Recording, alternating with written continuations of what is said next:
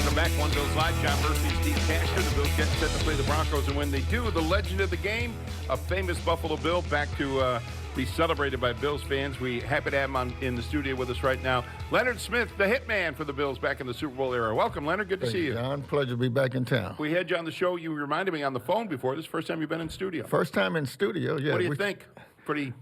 I'm still kind of at odd. Every time I come back, I'm at odd as the add-ons of things going around. Did you see the weight room, the new weight room? Seen all the luxuries. Yeah, it's true. It's really luxurious. You know, if it wasn't for the big tree, we wouldn't have eaten. But they got cafeteria. They got your choice of what you like to have. Oh, yeah. So I think they had beverages at the big tree, too. Well, they had beverage, but that was at lunch, and everybody was getting the wings or whatever. Very nice. Very nice. Though. You two guys are former teammates, obviously, Yeah, and most we were definite. kind of reminiscing. You came here in a trade in the middle of a season. The Bills sent Sean McNanny and Roland Mitchell to Arizona. And none of us can remember the year or what. We can't even talk about it. Was it 88? It was 88, yes. You sure? I'm 100%. What week? For the little memories Like I have. week? That was week 3 because we played early. Yeah, Pittsburgh was the game I came in and actually participated in. I came in on a Wednesday about 5 o'clock. Came right here and did physical and then started studying with And you played that weekend? I played that weekend as the dime back, nickel back, and had a pretty decent showing. Bills beat Pittsburgh 36-28 that Yes. day. You were a first-round pick of the Cardinals. Most definitely. Well, and they traded you, 4 years later?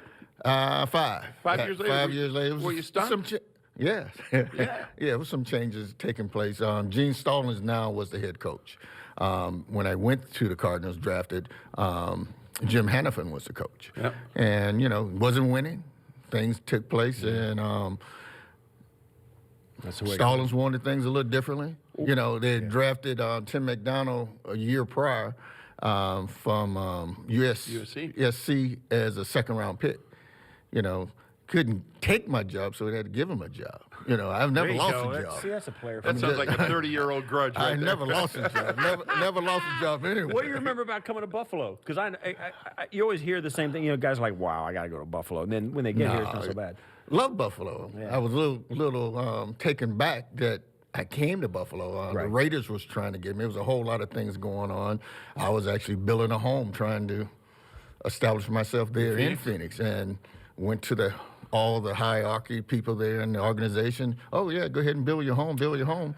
And lo and behold, after the third game coming out of Tampa, I heard a few more rumors that I was getting traded, And, lo and behold, that off day on Tuesday, I got a call that I was being traded. And like I said, Buffalo hadn't even came into the picture. I had heard a host of other teams. The Raiders was being one of the leading candidates trying to get me. What'd you think when you got here and the seasons took place? It was early in the season, and it was 88, so we were actually 3-0. Y'all was 3-0 the time I came in here. I just left the Cardinals, and they were 0-3. Right. So coming to something winning. And, I had came up here in 85 and 86 when Jim first hit the field, and the fans is what I remember all the time. Came up here, it was cold, people have no shirts on, they were just yelling at the bus, and I'm like, whoa, true fans. And I love them to death now, but, it was one of those things. I was kind of excited about it. I was kind of hurt because I was the All-Pro, I was the team captain, I was all these things that you could be. And all of a sudden, within a heartbeat, that I was getting on a plane, leaving Phoenix at 8 o'clock in the morning, and it was the craziest thing, coming here to Buffalo, and it was already starting to get dark. So it was a long day and a long flight. Steve keeps talking about, even before you played for the Bills, a hit you put on Jim Kelly when you were playing for the Cardinals. I had a broke hand that game. I broke a hand the week prior you broke to your that. hand. I broke my hand the week prior to that against the Rams, and I played with a cast. I hit Jim twice, made him fumble once. We didn't recover, and Pete Metzelaar, I actually knocked Pete out. He acted like he don't remember that. But Pete went to the sideline. Gary made that right. I knocked you out. No, you didn't. No, I don't remember that. I don't remember that. I most did. It might be the evidence there. That I did. But I got here, and the nucleus of the guys were just great. They accepted me, and it wasn't hard to become It was quite the run, too. You Oh. got here in the nick of time. Got here, and I was just talking with Jeremy last night. I said that year was the first time I had ever lost to someone 3 times in a row. I had lost to the Bengals with the Cardinals early in the year. We lost to the Bengals with the Bills, and then we lost to them in the championship. Oh, yeah. That's the only time that had ever happened. I was like, the Bengals. I got tired of hearing that jungle song that they were singing. I got tired of looking at Icky Wood dance. And so other than that, but I was in the playoffs for the first time. I was one excited guy. Leonard Smith is with us. He'll be the legend of the game this Sunday when the Bills take on the Denver Broncos. I got to ask you, you spent a long time in the back end of the Buffalo defense with my friend Mark Kelso. You and he kind of opposite type of guys, but really were great teammates, right? You really played Wonderful well. wonderful guy. You know, I was a little high strung.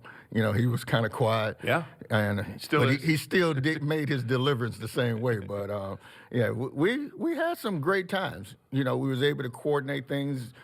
Even though plays called for one thing, I would switch things out and just let him roll somewhere differently than what the defense actually called. Dick Roach every now and then kind of got on us a little bit about that. But overall, me and Kelso had a wonderful time.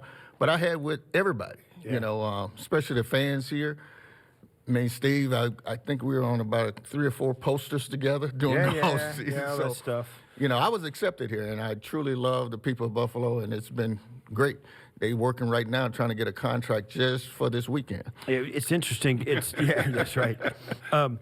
If fans, you know, some fans are young. They don't remember. Go back and if you go on YouTube, it's go back to the 3 touchdowns in 77 seconds. It's a Denver Bronco game. 1990. 1990 was the first Super Bowl year. We were kind of getting it together. Right. And they were a good team. Elway was there. They had some guys, right? Atwater and those guys. They had the 3 amigos. Right, the 3 receivers, amigos. Right. And we were getting pushed around. Whole game we were. Right. And Right. they went to kick a field goal to go way up. Yeah. And Nate blocked it. Cornelius runs it in for a touchdown all the way down. I mean, it was and the kicker wasn't going to catch Cornelius. No, that was the beginning. Right, and that was the start of it. And so you think, okay, all right. And instead of them getting 3, we got 7. So it was a big, like a 10-point turnaround. And then the next series, we cover the kick. Elway drops back and going to throw a quick one, gets tipped by somebody and right into your arms. And you're in the end zone standing there spiking it. Right. And then the lid came off the next. I mean, we had another kickoff cover. Right. We tackled them down close, and they fumbled it or something. Right. And On the next series, it was so loud that they actually had to stop the game and say, "Get quiet, get quiet." And the next snap, you know, he loses it. Yeah. Cornelius scoops that, and then, you know, he's shaking on the ground. He scooped it. He fell down. He fell on the next play. Jim's in. We throw it in, right? So no, we ran it in. We ran it. Okay, we ran it in with Kenny Davis. So we had there were 3 touchdowns, and the game clock had only moved less than 2 minutes, 77 seconds, minute 15 almost. Right. And that game was over. That game was over. You know, it was kind of crazy. Early that year, if you remember, we were getting the crap beat us in Miami, and we didn't want to come out of the game. Oh, yeah, that was Marv had gotten out. Yeah, Bruce had said something to Marv, and Marv had to address it in a team meeting. He said, you know. We got fined that game. We was getting embarrassed on defense, and we didn't want to come out the game. Everybody was running in. Walt Kerr was sending guys in to replace us, and we was trying to stay on the field. We all got fined, and we didn't want that to happen again. But now that was happening right here at home. Right. But didn't stop. It all started with Nate on the block, Cornelius taking it to the house, and the cards flipped on our side at that time. Yeah. 20 points in 77 seconds. Amazing. I got a Denver game to ask you about. The following year, the AFC Championship game, that was just a defensive struggle. 10-7 final. You played a role in that game. Played a role in that game. It was until Carlton got the tip. Carlton and taking it in. Right. Yeah. That's the only touchdown. Everything else was field goals on both sides. Yeah, that's one of the few games they held Jim and that crew off the scoreboard. Yeah, the whole game. It was just a tight game. No one ever got to either 20 on either side. The game was played right there in the middle of the field the whole time. In fact, the last play of the game that iced it for the Bills was Kirby Jackson. Strip fumble at midfield, and he fell on, and that was it. They were driving to kind of tie it up or win it, and were forced to fumble, and that was it. I mean, That was a really close champion. That was probably as good a championship game as we played in. We've played Denver every time we've played them. It's always been a tight game with those guys. You know, from the Monday night games on down that I got a little carried away and hit somebody. I guess they said I was out of bounds, but I don't know. I didn't see it that way. Leonard Smith is our guest. He's going to be the legend of the game this Sunday when the Bills play the Broncos. And you've been back. You've been the leader of the charge. You've been back for games. Yes. You actually hang around in Buffalo. Your wife is a Buffalo native, right? Yes, she is. What is it like coming back here now all these many years later? And what do you like about the atmosphere in that stadium on game day? Just love the fans. You know, understanding that they love a team that's playing well, and right now, new team playing well. We're looking at playoffs right now. That's something that, you know, it used to be something you just knew you were going to be in the playoffs every year. Now it's something that fans are truly looking to have again. And right now, where the team is rolling, it looks like that opportunity is going to rise again. So, but coming back and seeing the fans still just enthused with the team they have and looking for brighter and better days, I love it. Yeah. Truly love it. Well, it's good to see you, man. I'm glad you're here. Pleasure to be here on the studio with you guys. Yeah. You do. We were talking before the show. You do real estate in Florida and Louisiana. Your home. Louisiana, have rental properties. Yeah, just so just trying to live, recovering from a bunch of surgery, trying to repair the body where I can at least walk upright straight. You look great. You and me both. Yeah, you do. You look good. You know, everybody wear glasses, so you really.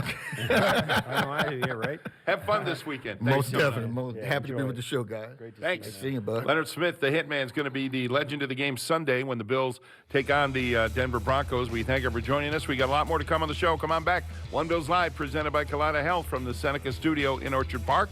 This is Buffalo Bills Radio.